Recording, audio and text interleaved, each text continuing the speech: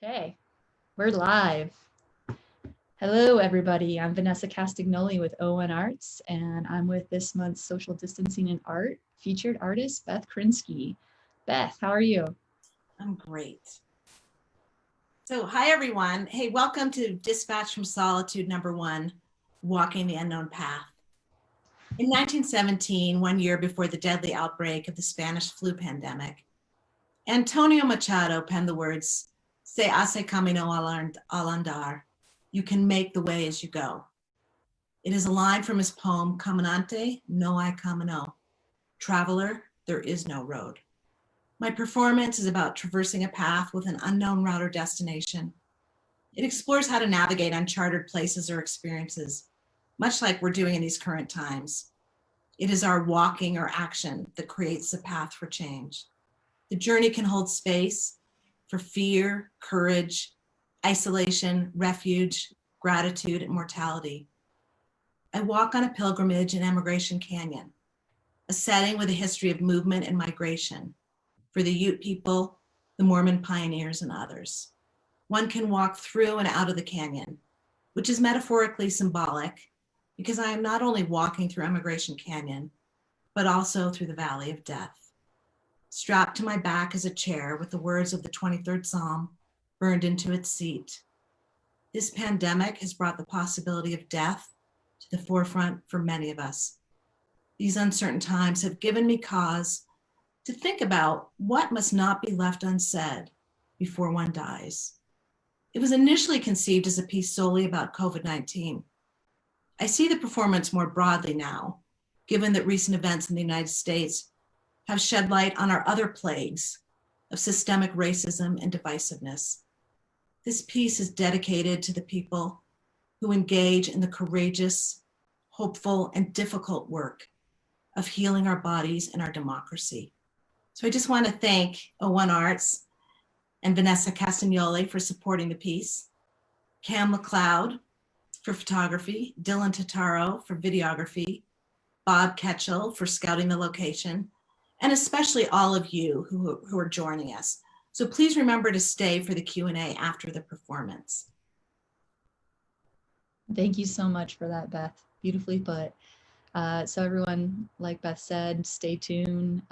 Make sure at 6:30 you're on our Facebook page to see Beth's performance, Dispatch from Solitude #1, Walking the Unknown Path. The stream will start a little bit after 6:30 just to make sure that all of our viewers have time to tune in. And then, like Beth said, after the stream, please do stick around for a Q&A with myself and Beth. Thank you so much.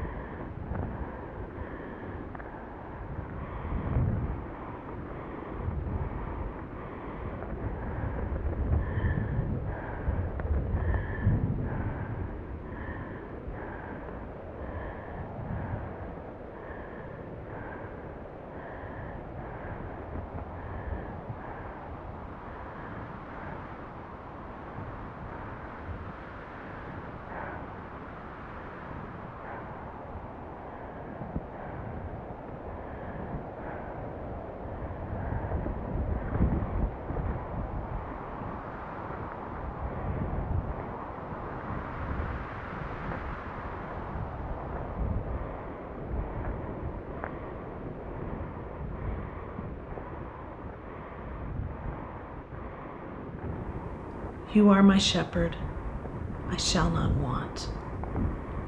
You maketh me to lie down in green pastures. You leadeth me beside the still waters. You restoreth my soul. You guideth me in straight paths for your name's sake. Yea, though I walk through the valley of the shadow of death, I will fear no evil, for thou art with me. Thy rod and thy staff, they comfort me. Thou preparest a table before me in the presence of mine enemies. Thou hast anointed my head with oil. My cup runneth over. Surely goodness and mercy shall follow me all the days of my life, and I shall dwell in your house forever.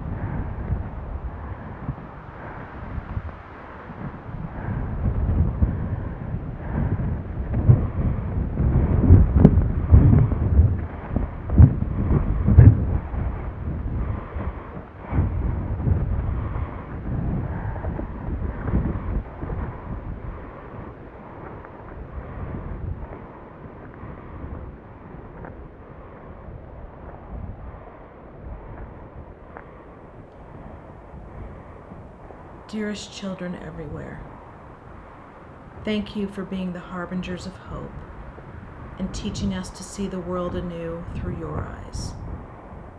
The road is long and will continue far beyond this time of uncertainty.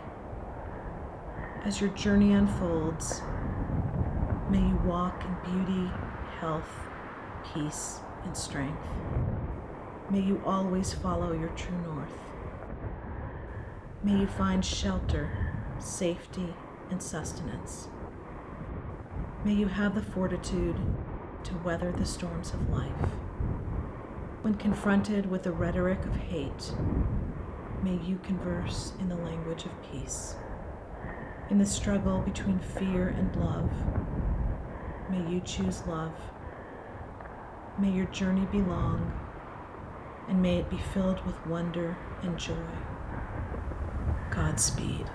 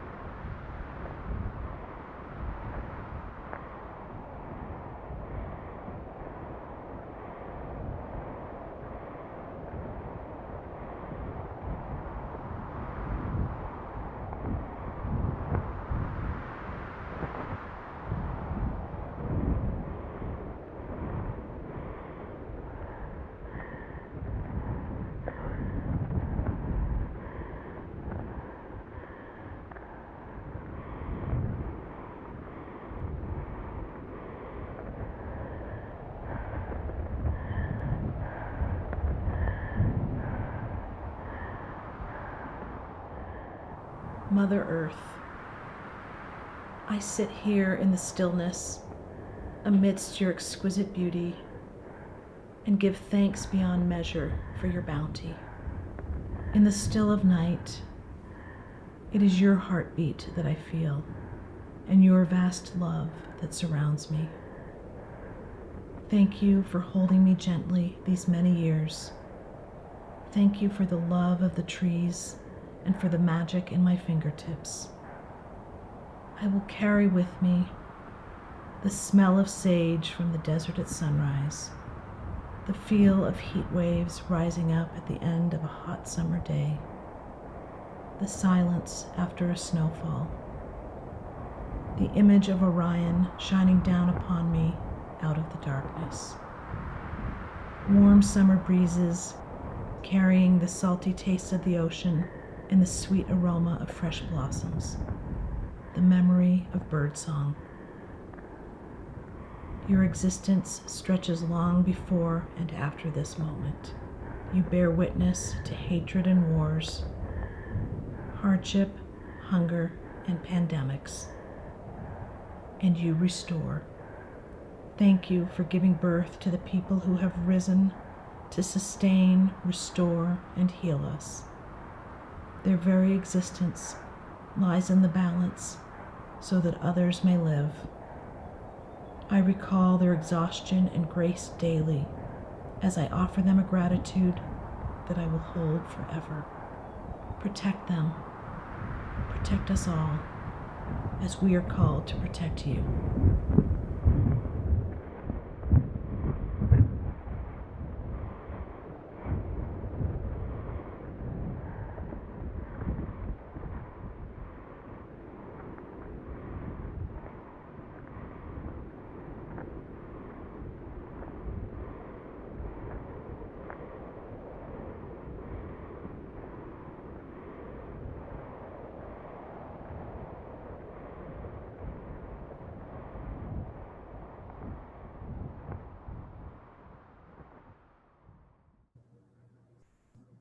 Okay, we're live. How's it going, Beth? I'm going to pull up our comment section here so I can see what people are asking us. So bear with me here. Comments. I obviously don't know what I'm doing here. Beth, that was a beautiful performance. Thank you so much. I really appreciate you jumping on this Q&A with us. And Beth, that was a beautiful performance. Thank you so much. Hold on, I got an echo. Let me turn that off. Sorry. There's always a delay on Facebook, so there's like this echo of myself talking to me. You never like to hear yourself talk. So people are here. Great. So I'll kick this off. You selected Emigration Canyon. Can you tell me a little bit more about why you selected this location? Yeah, I think it was important. So first of all, in all work that I do, I'm really interested in understanding the context. So I actually do this not only for the work I create, but I have my students and others, and I think everyone should do this for anything they're looking at or reading or anything that's been created. So it's important to know in whose voice, in whose body, in what time, and in what place. So when thinking about this performance, the location was really important. And I actually thanked Bob Ketchell before, but he took me around and we looked at all sorts of places. So obviously I wanted a valley, but I wanted one that had some significance. So I was doing research on what had transpired in different places. And Emigration Canyon is known widely in Utah as the place that the Mormon pioneers came down, and Brigham Young stated this is the place as he exited the canyon. But it was also a place of movement and migration for the Ute people.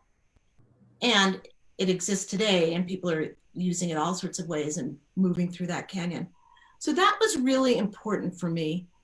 And I also wanted a place, frankly, with a landscape that wasn't barren exactly, but the path was really important. So this long path with no people, so that's all I'll say, but yes. Right on. Okay. So I've got Sydney just asked a question. She said, is this the idea you've been working on for a while, or was this inspired by more recent events? This was definitely inspired by more recent events. So Vanessa, I think you and I discussed this, I don't know, like 4 weeks or so before the performance. So it was completely in response to our conversation, my conversation with ON Arts. And I really was thinking about what was happening both in the United States, globally, and with myself. And in particular, I was thinking of COVID-19. And I talked to a lot of people to ask them what they were going through with this. And there was this fear of death. There was also a lot of gratitude to all people on the front line. So not only medical workers, but people who are driving groceries and delivering things and cleaning hospital rooms, all sorts of things. So much of my work looks very inward, but I try to have it so that there's an opening for others to make meaning for them.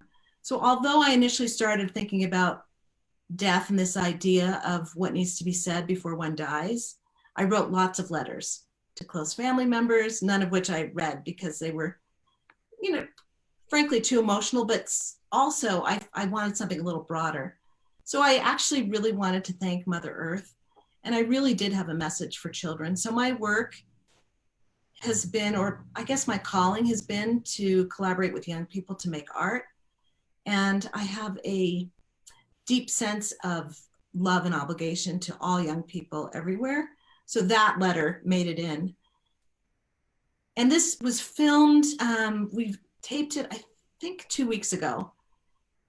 And then new things arose in this country, or they did not arise. New things were made visible, were made very public in this country. So I do think in many ways, the plagues of divisiveness and systemic racism can also be thought about or reflected upon during this. And I've thought about that as I've watched it many times. And it really is about what each of us, the paths we're each going to take towards transformation or action, either for ourselves or changing things to help make them better. That's great.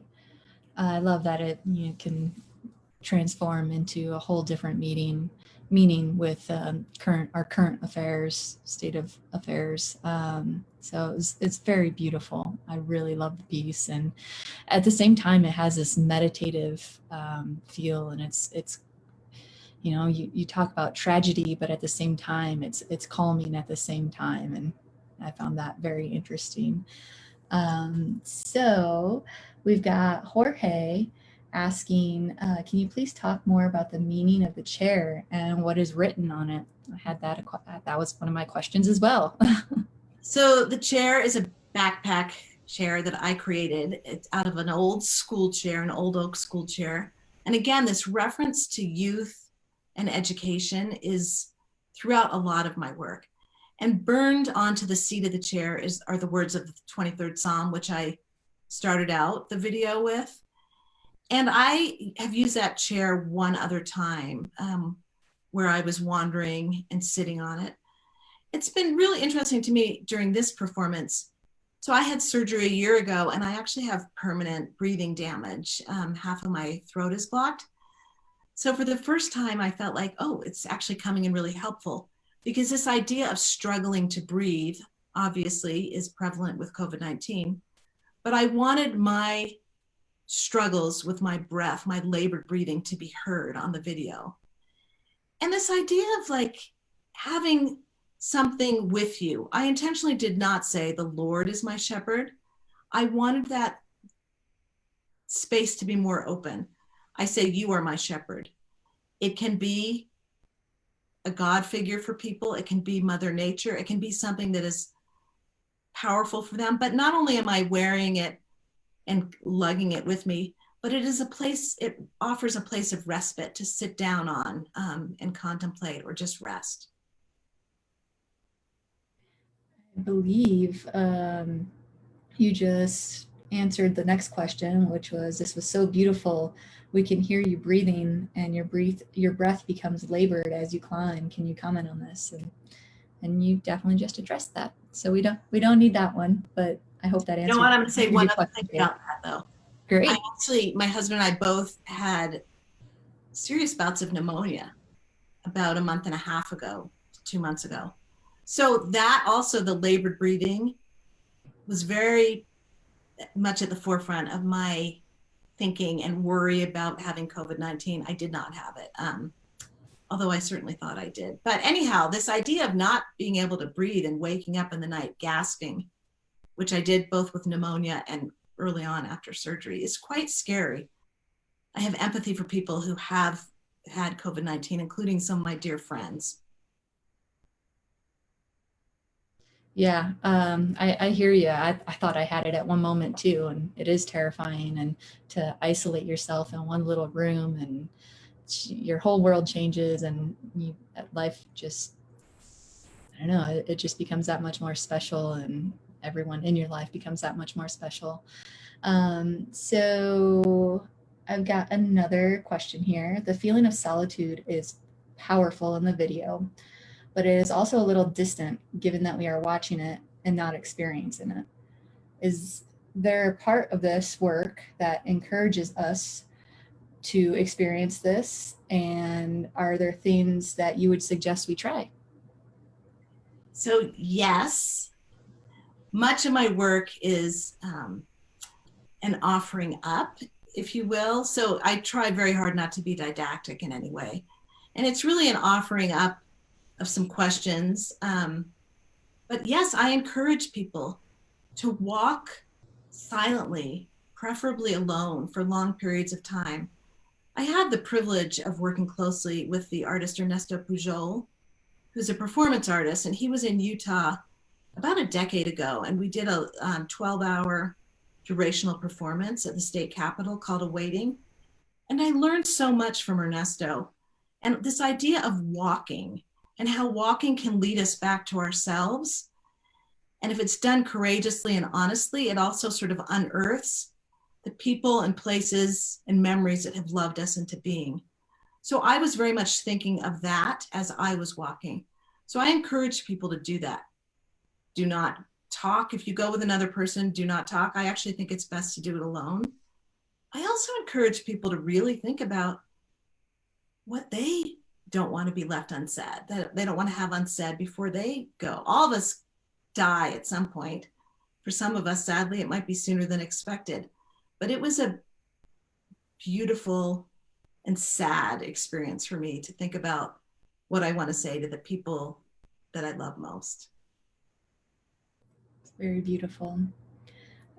So another question. We're running a little low on time, but we can a little short on time, but we can get through at least one more. Can you talk a bit about the significance of the place where you're walking? We kind of already touched on this, but for those that have just tuned in, do you just want to briefly go over that again? Yeah, I mean, I think it's Emigration Canyon, and that's known to a lot of people in Utah because of the migration in and through that canyon for the Mormon pioneers, but it also has been a place for many other people prior to the pioneers, the Ute people, and after the pioneers, the Ute people, and all sorts of people are in there. But I just think this idea of a canyon that one can leave. So if one walks through the valley of death, hopefully there is a way out. Great. All right, we're going to do one more because I find this one fairly interesting. They're all very interesting questions. How has the pandemic changed the way you think about performance art or the role of art in general? So I would say the pandemic has changed how I think about everything. It has brought death truly to the very fore of my existence. So for someone who has damaged breathing and who recently had pneumonia, I had to really give some thought to, like, if I get this, what could happen? Of course, I don't want to die, but some level of like bravery has come over me. And I feel like I'm willing to speak my truth and do what needs to be done in the world. And if that isn't popular, or if it means really truly exposing myself, I'm willing to do it. I'm also willing to spread love more freely and love even with strangers. I'm not talking about a romantic love. I'm talking about the powerful love that has, if we come to it on equal ground, has the force and the power to change the world. Great, that's a wonderful answer. Very inspiring. So I think we're going to wrap it up here, Beth. Again, thank you so much for all you did for this project. I'm glad that we were able to work together. It's really been a pleasure. I want to thank RAMP for supporting us on this project, and also the state of Utah for helping us with some of the marketing funds. Well, I want to thank you, Vanessa, and thank everyone who's watching. And I said this on the little Zoom conversation before this started, but also thank you to Dylan Totaro, Cam McLeod, and Bob Ketchell. Great. Thanks again, Beth. Bye, everybody. Bye.